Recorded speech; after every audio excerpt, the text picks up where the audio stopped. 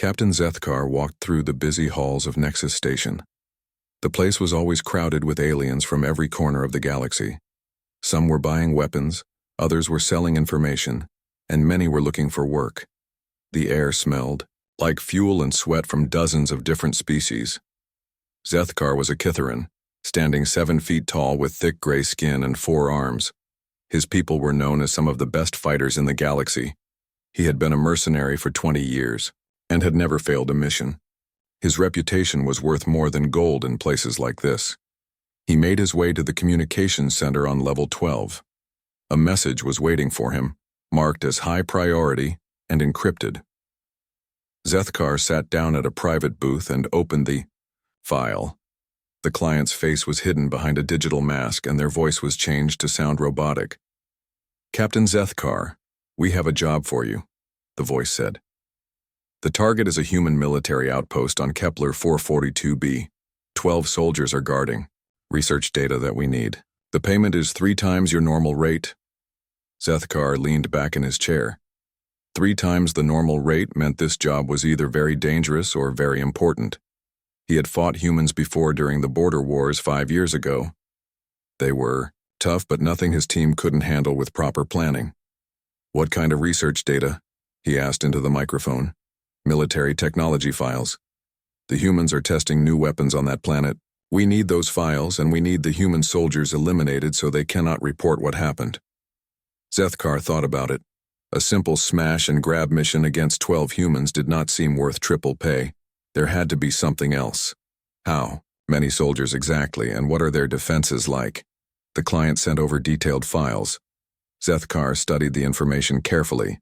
The human base was small, built into a rocky hill on the planet's northern continent. 12 soldiers from something called Earth Special Operations Command were stationed there. The base had basic energy shields, some automated guns, and standard communications equipment. The planet itself was mostly wilderness with thick forests and deep canyons. The weather was mild, and there were no dangerous animals or environmental hazards. It looked like an easy target. "The leader is Staff Sergeant Jake Martinez," the client continued. "He has been in the human military for 15 years. The others include Corporal Lisa Barnes, Technical Sergeant Ryan Cole, and 9 other operators. They have been on that planet for 6 months. Zethkar looked at the photos of the humans. They looked ordinary enough. Martinez was a man in his early 30s with short dark hair and serious eyes. Barnes was younger, maybe 25, with blonde hair pulled back in a tight bun. Cole looked like the technical type, thin and wearing glasses even in his military photo. "What kind of timeline are we working with?" Zethkar asked. "You have 1 week to complete the mission. The data must be recovered intact and there can be no survivors to report what happened. Are you interested?" The money was very good. 3 times his normal rate would be enough to buy new equipment for his entire team, and still have plenty left over. Zethkar had 40 mercenaries under his command, all experienced fighters from different species. Against 12 humans with basic equipment, it should be an easy victory. "I accept the contract," he said. "Half payment up front, as usual." "Agreed. The funds are being transferred now. You will receive the other half when the job is complete." The communication ended, and Zethkar sat back to think.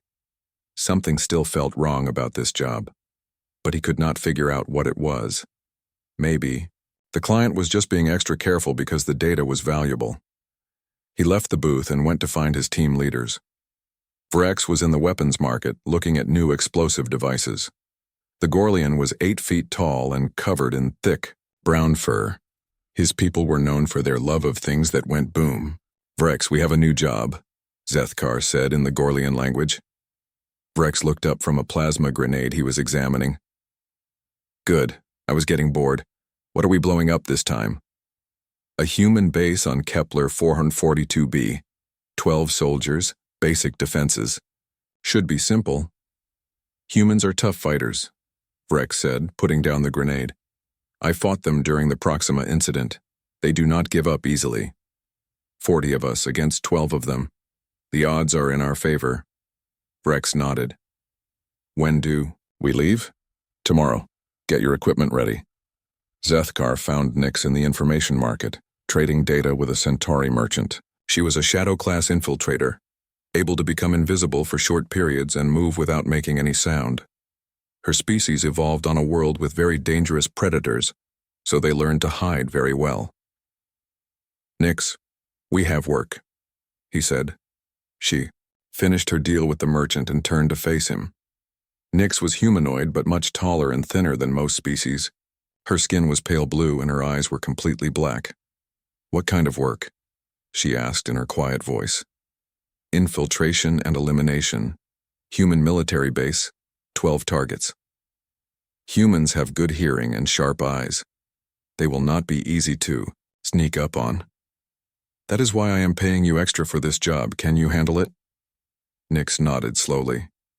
"I can handle 12 humans, but I will need time to study their patrol patterns and sleeping schedules. You will have it. We leave tomorrow for Kepler 442b. The next morning, Zethkar's team gathered at Docking Bay 7. 40 mercenaries from 12 different species stood ready for battle. They had plasma rifles, energy shields, heavy weapons, and enough firepower to level a small city. Their ship, the Iron Claw, was a modified cargo hauler with extra armor and weapons. It was not pretty, but it was fast and could carry all of them, plus their equipment. As they lifted off from Nexus Station, Zethkar went over the mission plan one more time. They would arrive at Kepler 442b in 3 days. Nix would scout the human base for 2 days while the rest of the team prepared their equipment and studied the terrain. Then they would attack at dawn, when the humans would be tired and less alert. The plan was simple. Vrex would use explosives to destroy the base's main power generator, cutting off their shields and automatic defenses. Half the team would attack from the front to draw attention, while the other half would circle around and attack from behind. Nix would slip inside during the confusion and steal the research data. The whole operation should take less than an hour. The humans might be tough fighters, but they would be outnumbered more than 3 to 1. They would have no choice but to surrender or die. Zethkar looked out at the stars through the ship's main window. In 3 days, he would be much richer, and his reputation would grow even stronger. It was going to be the easiest money he had ever made. He had no idea how wrong he was. The human base on Kepler 442b looked exactly like the photos in the client's files. It was built into a hillside, with walls made of local stone and metal plates. 2 guard towers watched the approaches, and energy barriers protected the main entrance. But what the photos did not show was how the humans had positioned their base. It was not just built into a hill. It was built into the perfect defensive position. The hill gave them high ground to see enemies coming from miles away. The rocky terrain would force attackers to approach from only 2 directions, making it easy to concentrate their fire. The humans had been busy during their 6 months on the planet. They had built hidden fighting positions in the rocks around the base. They had planted sensors along all the likely approach routes. They had even built escape tunnels that would let them disappear into the forest if things went badly. Staff Sergeant Jake Martinez stood on the main tower, looking through binoculars at the forest below. He had been a soldier for 15 years and had fought in campaigns across the galaxy. His instincts told him that trouble was coming. "Anything out there, Sergeant?" asked Corporal Lisa Barnes as she joined him on the tower. "Maybe. Could be nothing, but I have a feeling we are going to have visitors soon." Barnes nodded. She trusted Martinez's instincts. The man had kept all of them alive through some very bad situations. "Should we send a message to command?" she asked. Martinez thought about it. "Not yet. If I'm wrong, I do not want to look foolish. But make sure everyone knows to stay alert, and check our equipment one more time." Neither of them knew that 40 alien mercenaries were already on their way, expecting an easy victory against 12 humans with basic equipment. They were all about to learn that appearances can be very deceiving. The Iron Claw landed in a forest clearing 5 miles from the human base just before midnight. Zethkar had chosen this spot carefully. It was far enough away that the humans would not hear the ship's engines, but close enough for his team to reach the base before dawn. 40 mercenaries quietly unloaded their equipment in the darkness. They moved with practiced efficiency, checking weapons and adjusting armor. Most of them had worked together before and knew exactly what to do. Nyx disappeared into the shadows immediately. Her mission was to scout the human defenses and find the best way to sneak inside during the attack. She could move completely silently and become invisible for up to 10 minutes at a time. Zethkar divided his remaining 39 mercenaries into 3 groups. Vrex would lead the heavy weapons team around to the east side of the hill. Their job was to destroy the power generator and knock out the base's shields. The second group would attack from the south, drawing the humans' attention.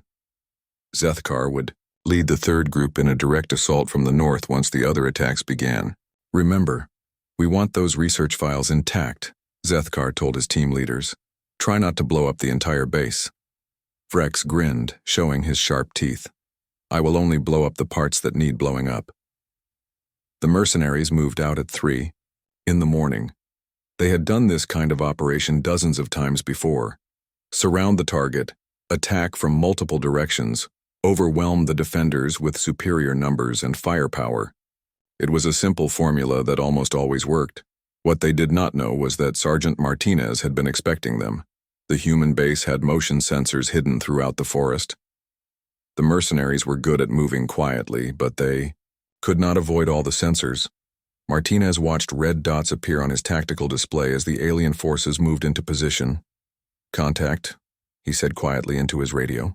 40+ hostiles moving to surround our position. Lisa, take your team to the east bunkers. Ryan, get to the communications center and make sure all our surprises are ready. Corporal Barnes grabbed her rifle and moved quickly through the base's tunnels. She had 3 soldiers with her, all experienced fighters who had served in special operations for years.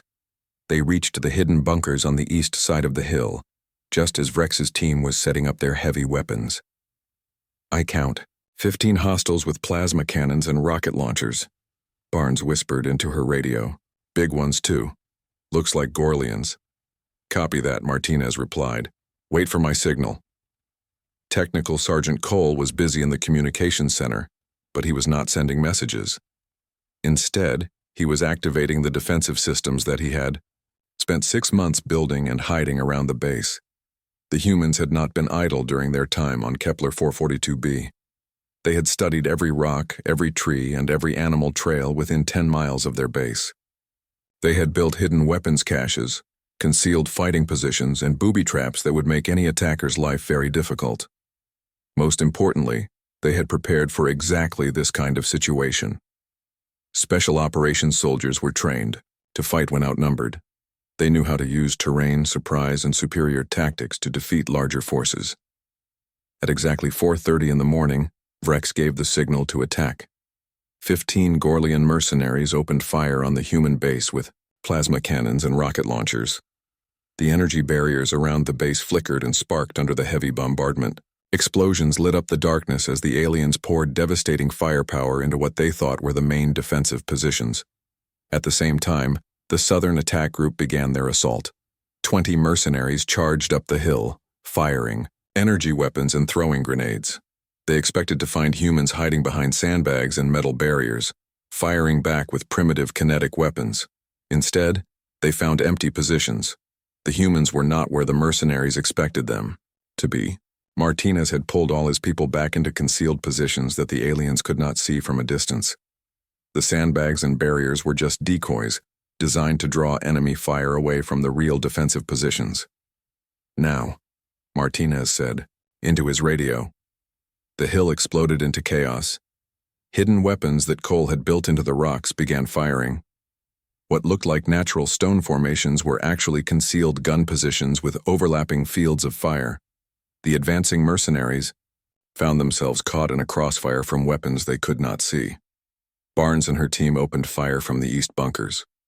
But instead of staying in one place like the aliens expected, they fired a few shots and then moved through underground tunnels to different positions.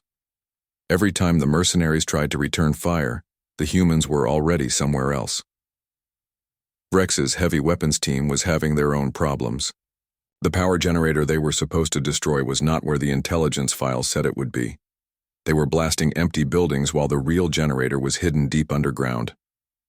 "Where is the target?" Vrex shouted over the noise of battle.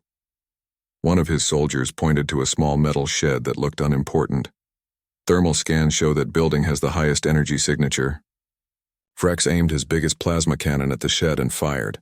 The building disappeared in a ball of flame and smoke. But the base's energy barriers did not go down. The lights stayed on. The humans still had power. That was a decoy, Frex realized. The real generator is somewhere else. Meanwhile, Zethkar was leading his group in the main assault from the north. They climbed the rocky slope toward what appeared to be the base's main entrance. This should have been the easy part. Charge through the front door while the humans were distracted by the other attacks. But as his mercenaries reached the halfway point, the ground beneath their feet exploded. Cole had spent weeks rigging the hillside with improvised explosive devices. When he pressed a button in the communication center, charges hidden under rocks and dirt went off in sequence. The entire north face of the hill became a landslide of boulders and debris. 5 mercenaries were buried completely. 8 more were wounded by flying rocks. The rest found themselves pinned down behind whatever cover they could find while human marksmen fired at them from positions they could not locate. "This is not going according to plan," Zethkar muttered as he crouched behind a boulder. The battle had been going for 30 minutes, and the mercenaries had not advanced more than a few hundred yards. They had fired thousands of rounds and dozens of rockets, but they could not pin down the human defenders. The humans seemed to be everywhere and nowhere at the same time. Worse, the mercenaries were starting to take heavy casualties. The humans were not using fancy energy weapons or advanced technology. They were using simple kinetic rifles, grenades, and explosives. But they were using them with devastating accuracy. Every shot the humans fired seemed to hit something important. They did not waste ammunition on suppressing fire or wild shooting. When a human pulled the trigger, a mercenary usually fell down. Nyx tried to infiltrate the base during the confusion of battle. She turned invisible and slipped past the outer defenses, moving like a ghost through the smoke and darkness. But when she reached what should have been the main building, she found only empty rooms and abandoned equipment. The humans had evacuated the obvious targets and moved everything important to hidden locations. The research data she was supposed to steal was not in the command center, the communications room, or any of the other places it should have been. "The files are not here," she reported to Zethkar. "This entire section of the base is empty." "Keep looking," Zethkar ordered. "They have to be somewhere." But Nyx was having problems of her own. The base was full of motion detectors, pressure plates, and other sensors that she had not seen during her initial scouting. Every time she tried to move deeper into the facility, alarms would go off and human soldiers would appear from hidden passages. The humans seemed to know exactly where she was, even when she was invisible. They had set up their defenses specifically to catch infiltrators like her. As the sun began to rise, Zethkar realized that his carefully planned assault had turned into a disaster. He had lost 15 mercenaries killed and another 20 wounded. His heavy weapons team could not find their target. His assault groups were pinned down by defenders they could not see. His infiltrator was trapped inside a base that seemed designed specifically to counter her abilities, and the humans had not lost a single soldier. "Fall back," he ordered reluctantly. "Regroup at the landing site." The surviving mercenaries retreated down the hill, carrying their wounded and leaving their dead behind. They had expected to be celebrating victory by now. Instead, they were running away from 12 humans who had made them look like amateurs. As they reached the forest, Zethkar looked back at the human base. Smoke was rising from several locations where his weapons had hit, but the main structure was still intact. The energy barriers were still up. The humans were probably already repairing whatever damage had been done. "How did they do that?" asked one of his lieutenants. "We had them outnumbered 4-1. Zethkar did not have an answer. In 20 years of mercenary work, he had never seen anything like what just happened. The humans had not just defended their base. They had made his entire force look foolish. Rex limped over to where Zethkar was standing. The big Gorlian had a bandage wrapped around his arm, where a hum. Zethkar stood in the Iron Claw's communication room, speaking to contacts across the galaxy. His pride was wounded, but his practical mind knew he needed help. 12 humans had just embarrassed 40 of his best mercenaries. He would not let it happen again. "I need specialists," he told Kethmore. a mind raider from the Psi Corps. Trackers, hunters, soldiers who can do more than just shoot plasma rifles. Kethmore's voice came through the encrypted channel. You are offering a lot of money for what should be a simple job. What happened to your first assault? The humans were better prepared than expected, but they are still just humans. With the right approach, we can take them. Humans are dangerous when cornered. My people learned this during the Centauri conflicts. But for the money you are offering, I will come. I can track any living being through their emotional imprints. Zethkar also contacted the Devourer breeding pits on Kala 7. The Devourers were not intelligent, but they were perfect killing machines. Bred for hunting and designed for war, they could track prey across any terrain and in any environment. I need 6 hunter-killers, he told the breeder. The kind that can follow a scent trail for days and never give up. 6 Devourers will cost. Few extra. They are expensive to transport and feed, but if you want something dead, they will make it dead. By the next morning, Zethkar's reinforcements began arriving. Kethmore came with 10 Psi Corps soldiers, all trained in mental tracking and battlefield telepathy. The Devourers arrived in a separate ship, contained in special cages that could barely hold them. The Devourers were nightmare creatures, standing 8 feet tall on powerful legs. Their bodies were covered in black scales and their heads were mostly teeth and eyes. They had been bred to hunt and kill, and they were very good at both. Are you sure about this? Vrex asked, as he watched the Devourers being unloaded. Those things do not care who they kill. Once they have a scent, they will hunt until they find their target or die trying. That is exactly what I want, Zethkar replied.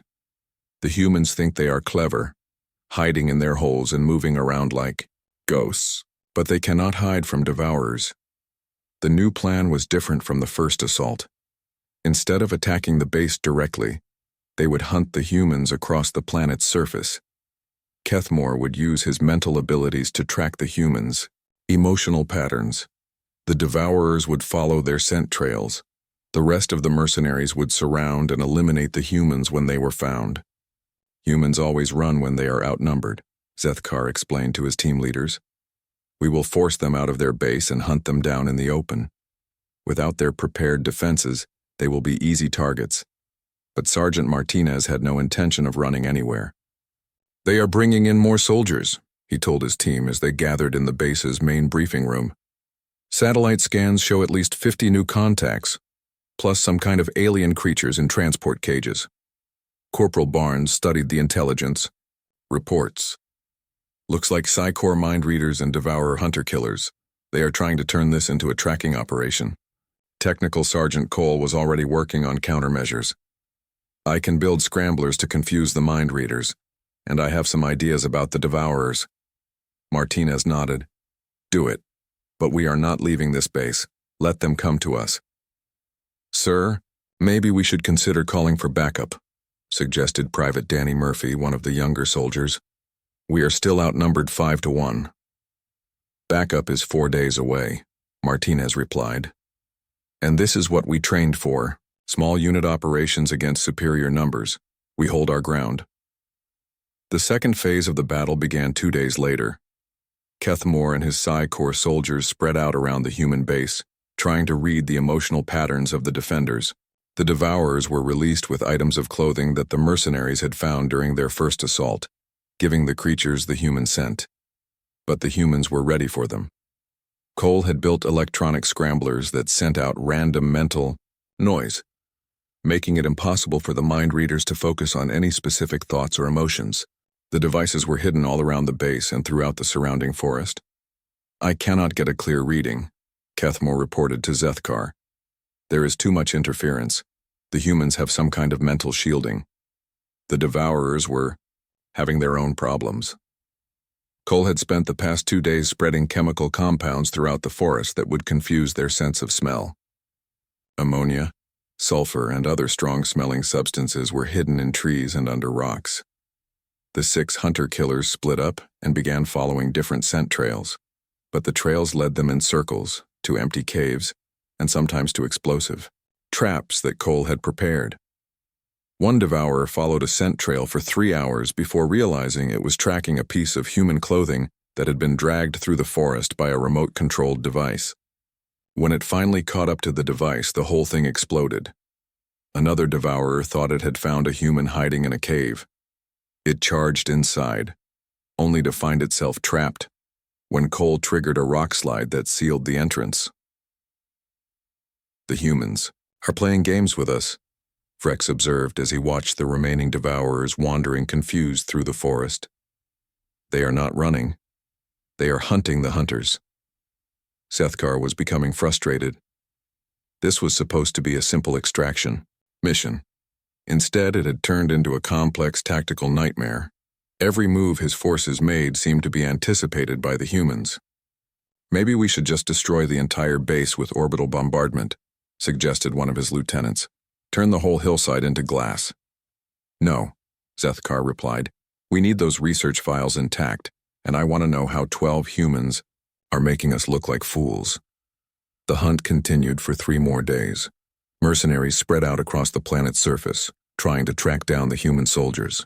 But the humans seemed to be everywhere and nowhere at once. Barnes and her team would appear on a ridge, fire a few shots at a group of mercenaries, and then disappear before anyone could return fire. The aliens would rush to the ridge, only to find empty positions and booby traps. Cole used his technical skills to hack into the mercenaries' communications. He could listen to their radio chatter and predict where they would go next. Then he would plant surprises in those locations.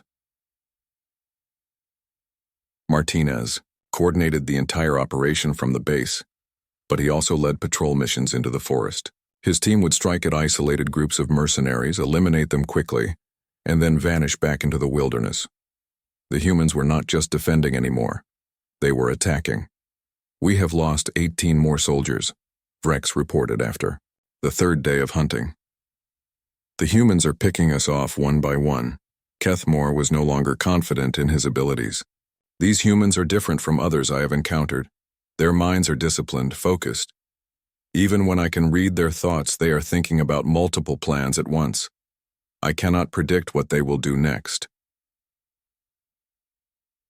The remaining devourers were becoming more aggressive and unpredictable. Frustrated by their inability to find their prey, they began attacking anything that moved. 2 of them turned on each other and fought to the death. A 3rd one attacked a group of mercenaries by mistake, killing 3 before it could be stopped. "Call them back," Sethkar ordered. "The devourers are becoming more dangerous to us than to the humans," but calling back a devourer was easier said than done. The creatures had been bred to hunt until they found their target or died trying. They would not give up just because their handlers wanted them to. The last 2 devourers disappeared into the forest and were never seen again. The mercenaries found pieces of their tracking collars 3 days later, but the creatures themselves were gone. Whether they had been killed by the humans or had simply wandered off was unknown. On the 6th day of the hunt, Sethkar received a message on his personal communicator. The signal was coming from inside the human base. "Captain Sethkar, this is Sergeant Martinez. I think we need to talk." Sethkar was shocked. How did the human get his personal frequency? That information was encrypted and known only to his closest associates. "What do you want, human?" "I want to make you an offer. You have been hunting my people for almost a week. You have lost over 30 soldiers. You have spent a fortune on reinforcements and specialist troops. And you are no closer to completing your mission than when you started." Sethkar said nothing. He knew Martinez was right, but he was not ready to admit defeat. "Here is my offer," Martinez continued. "You and your people leave this planet immediately. In exchange, I will not kill the rest of your soldiers." "You are outnumbered," Sethkar replied. "I still have more than 40 mercenaries." "Do you? Look around, Captain. How many of your people are still combat effective? How many are wounded? How many are so scared of my soldiers that they jump at shadows?" Sethkar looked around the Ironclaw's command center. Martinez was right. The mercenaries who had returned from patrol were exhausted, frightened, and demoralized. They had been hunting for 6 days and had nothing to show for it except casualties. "You cannot hide in that base forever," Sethkar said. "We are not hiding. We are hunting. And we are very good at it." To prove his point, Martinez sent coordinates to Zethkar's tactical display. The coordinates showed the exact location of every mercenary team currently on the planet's surface. How did you? Kethmore crawled through the thick forest undergrowth, his mind focused on finding even the smallest trace of human thoughts. The Psi-Corps soldier had been tracking for 2 days without success, but he refused to give up. His reputation depended on completing this mission. The mental scrambling devices were making his job difficult but not impossible. If he could get close enough to one of the humans, he might be able to break through their defenses and read their minds directly. He found what he was looking for near a small stream on the planet's eastern continent, fresh boot prints in the mud, still warm to his psychic senses. A human had been here less than an hour ago. Kethmore followed the trail carefully, using his natural stealth abilities to move without making noise. His species had evolved on a world where mental powers were common, so they had also learned to hunt very quietly. The trail led to a rocky outcrop overlooking a valley. Kethmore climbed carefully, expecting to find a human soldier setting up an ambush or observation post. Instead, he found something that made his blood run cold. Technical Sergeant Cole was sitting on a flat rock cleaning his rifle. He was completely alone and seemed unaware that he was being stalked. But that was not what frightened Kethmore. What frightened him was the complete calm in the human's mind. Most soldiers in combat situations had minds full of fear, anger, excitement, or at least concern for their safety. Their thoughts were chaotic, jumping from one worry to another. This made them easy to read and predict. Cole's mind was different. His thoughts were organized, methodical, and completely focused on the task at hand. He was not afraid of being hunted by alien mercenaries. He was not worried about being outnumbered. He was simply doing his job. Kethmore tried to probe deeper into the human's thoughts, looking for weaknesses or plans he could report back to Zethkar. What he found instead was a database of tactical knowledge that went far beyond anything he had ever encountered. Cole was not just thinking about the current battle. He was thinking about dozens of previous battles, comparing this situation to similar fights he had experienced on other worlds against other enemies. His mind contained memories of fighting insectoid hive warriors on Kepler 186f, energy-based life forms in the Vega system, and cybernetic soldiers in the Tau Ceti colonies. Every technique the mercenaries had used, every weapon they had brought, every tactic they had tried, Cole had seen it all before, and he had won against all of it. "You can come out now," Cole said without looking up from his rifle. "I know you are there." Kethmore froze. There was no way the human could have detected him. He had been completely silent, and his psychic shielding should have made him invisible to human senses. "Your mind reading works both ways," Cole continued calmly. "When you probe someone's thoughts, it creates a connection. I cannot read your mind like you read mine, but I can feel when someone is trying to get inside my head." Kethmore realized he had made a terrible mistake. He tried to retreat, but it was too late. Cole stood up and turned around, looking directly at the spot where the alien was hiding. "Before you run away, let me show you something," Cole said. He tapped a device on his wrist, and suddenly Kethmore could see what the human was thinking, with perfect clarity. The connection was so strong that Kethmore felt like he was inside Cole's memories. He saw flashes of battles across the galaxy, situations where human special forces had faced impossible odds and somehow survived.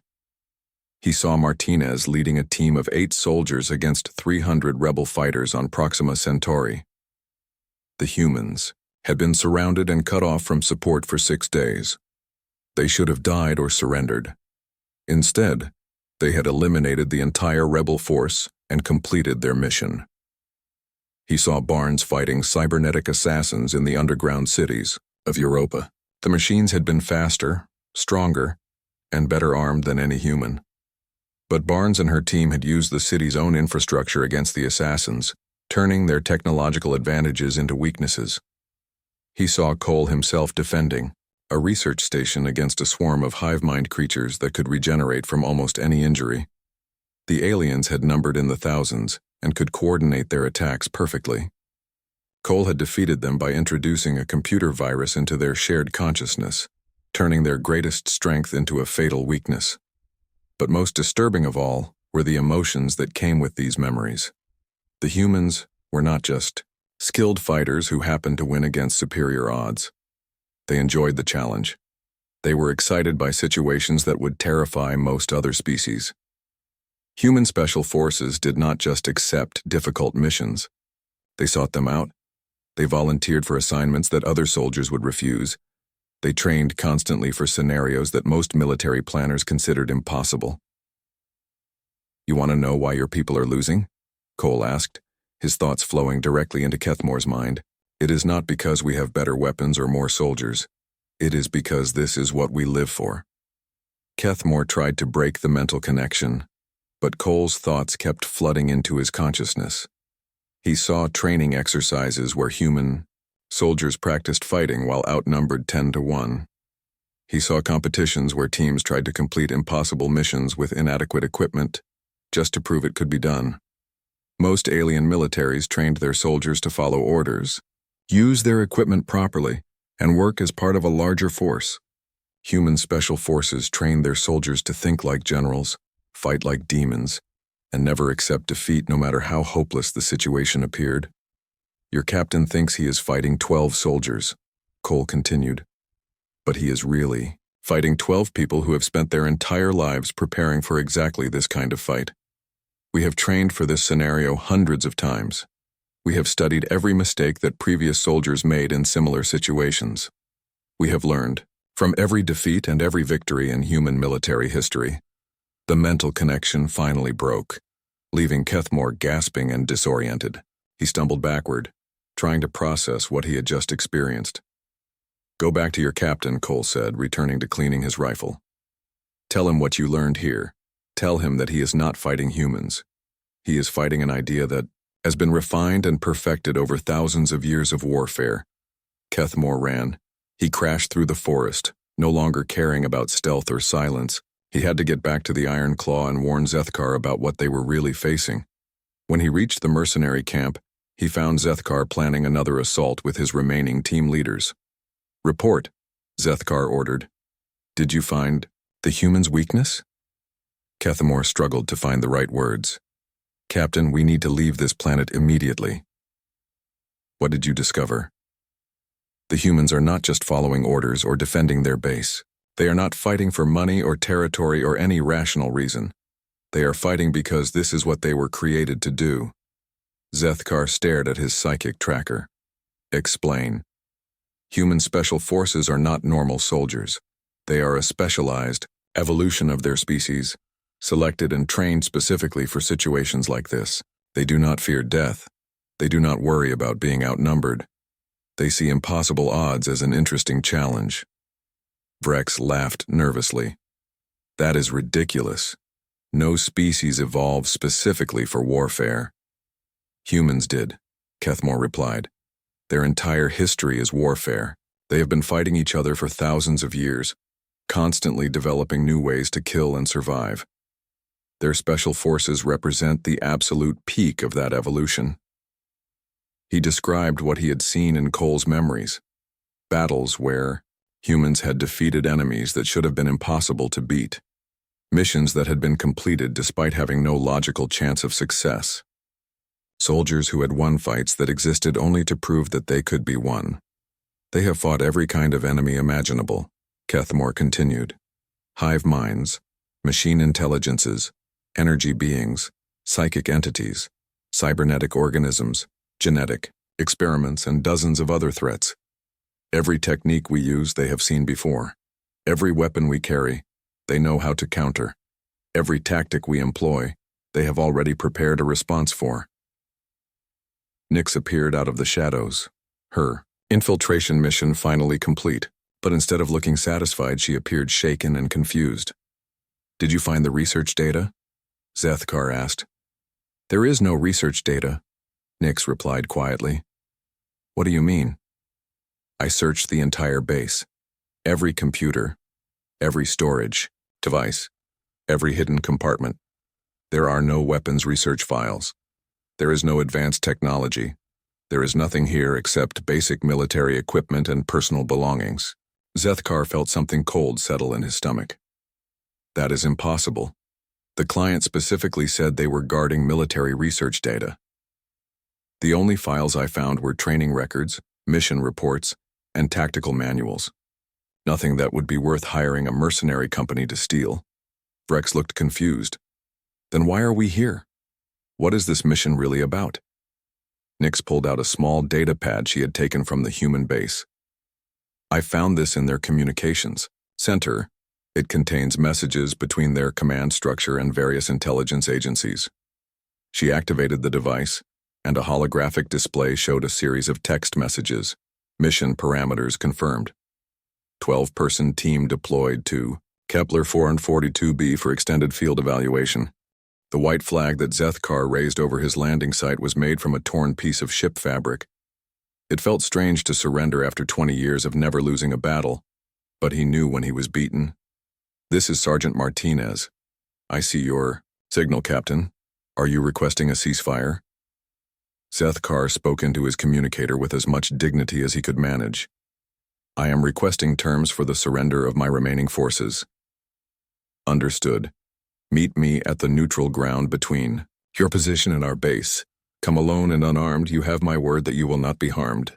30 minutes later, Zethkar walked slowly across the rocky ground toward the human base. He had left his weapons behind and wore only his basic uniform. 23 surviving mercenaries watched from the forest, wondering if their captain would return alive. Martinez was waiting for him at a flat area halfway between the two positions. The human sergeant looked smaller than Zethkar had expected. Without his armor and equipment, Martinez appeared to be just an ordinary man in his 30s. But Zethkar had learned not to judge humans by their appearance. Captain, Martinez said, with a respectful nod. Thank you for coming. You said you wanted to talk about terms. I do. But first, I want to explain something. This mission was not what it appeared to be. Zethkar sat down on a large rock.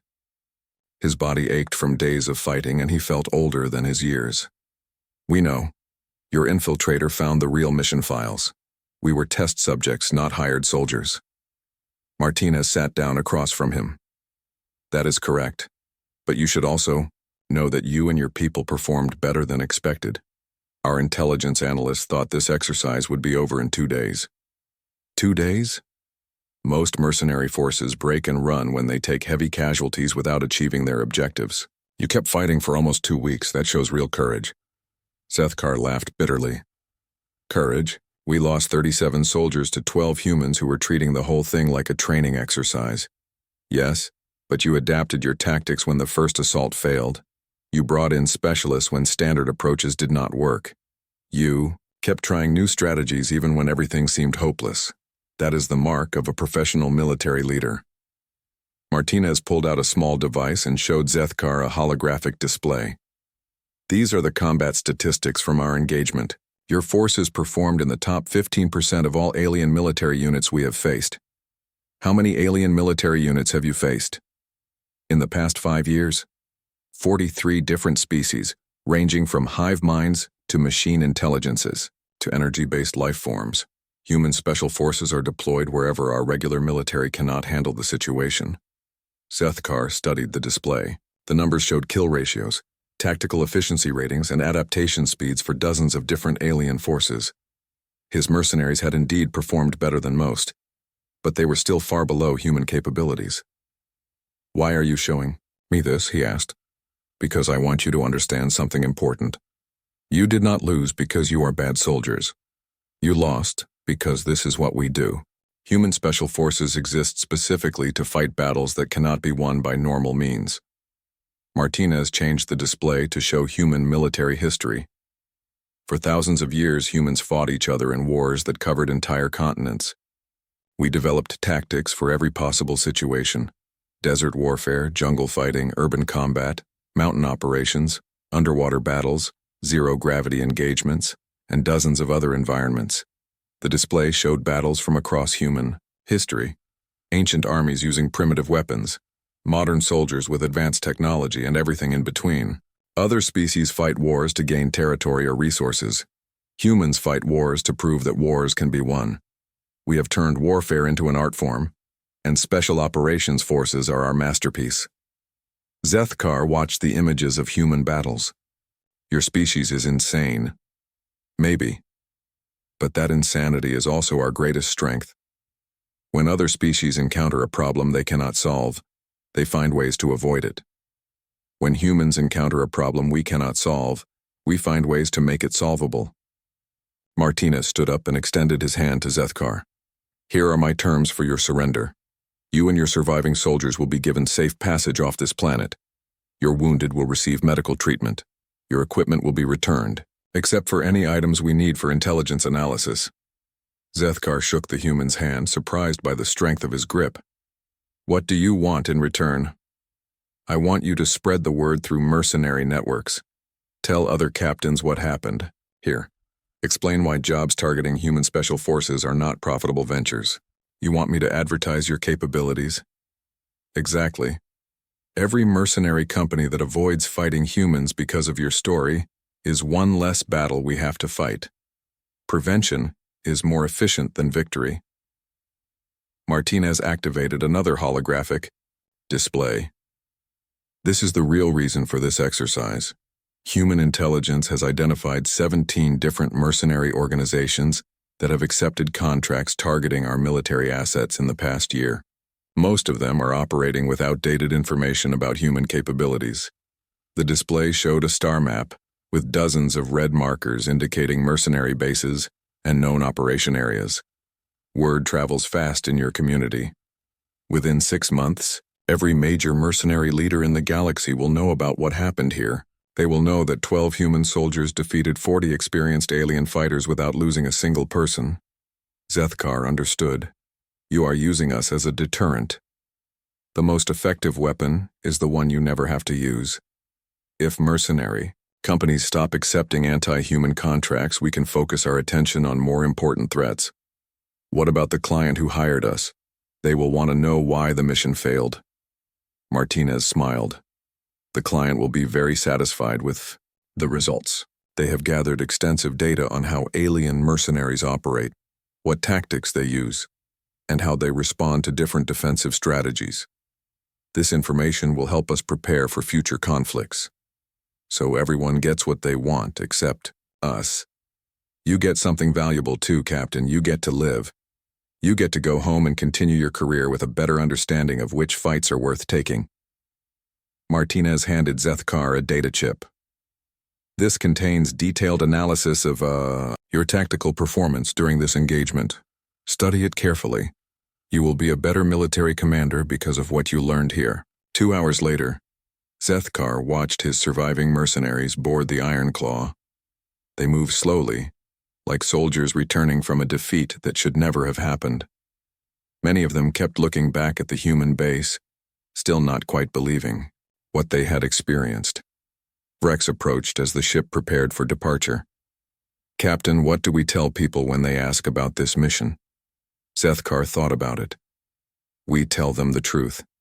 We tell them that human special forces are not like other soldiers. We tell them that some contracts are not worth taking no matter how much money is offered.